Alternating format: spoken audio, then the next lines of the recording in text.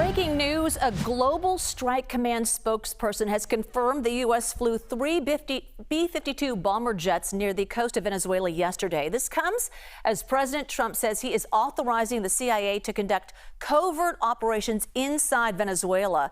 Also, as the U.S. has destroyed 5 boats in the Caribbean Sea. 27 people have been killed in the strikes.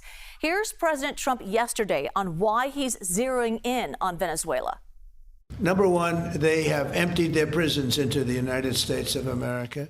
They came in through the, they came in through the border. They came in because we had an open border policy. And the other thing are drugs. We have a lot of drugs coming in from Venezuela. And a lot of the Venezuelan drugs come in through the sea, so you get to see that. But we're going to stop them by land also.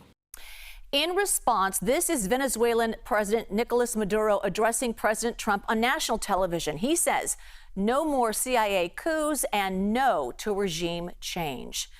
All right, turning now to CBS News intelligence and national security reporter Olivia Gazis. Olivia, what more do we know about U.S. operations in Venezuela? Sure. Well, we know most about what has been in plain sight, which have been these extraordinary projections of U.S. military power near Venezuela. B-52s are nuclear-capable bombers, so they are serious military hardware. In terms of CIA operations that the president spoke to, the fact that he spoke to them at all is rather extraordinary because the entire point of covert operations is that they remain closely held secrets, such that the U.S. has plausible deniability about being involved in any given operation. So the fact that the president is discussing it publicly now calls into question whether there was in fact an operation underway or about to begin, and whether it can continue or begin because of those public comments.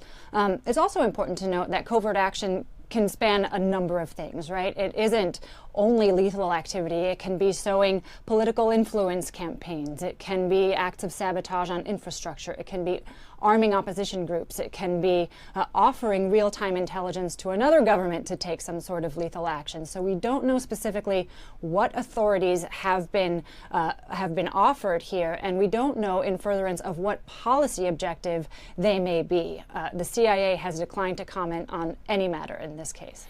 Olivia, Maduro is accusing Washington of plotting a regime change. Any credibility to this? It's important to note that Maduro has made and milked these kinds of claims for a long, long time for political purposes, first and foremost.